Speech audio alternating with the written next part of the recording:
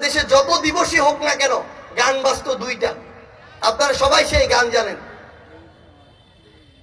বিজয় দিবস, স্বাধীনতা, সংবিধান, রাষ্ট্র। এটা কোনোদিন কোনো দলের হতে পারে না, এটা কোনোদিন একজন ব্যক্তির হতে পারে না, এটা কোনোদিন একটি পরিবারের হতে পারে না।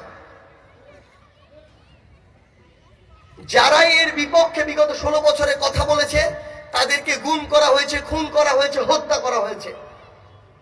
এমনকি নিজের দলেরও কেউ যদি সাহস নিয়ে কোনো একটি কথা বলার চেষ্টা করেছে তাদেরকেও দেশ থেকে বিতাড়িত করা হয়েছে।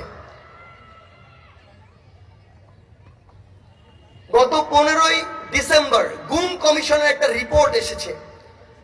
রিপোর্টে দেখা গিয়েছে অসংখ্য তথ্যের মধ্যে কয়েকটি হচ্ছে এরকম যে যারা খুনি হাসিনার এই রেজিমের বিরোধিতা করেছে তাদেরকে প্রথমে টর্চার করে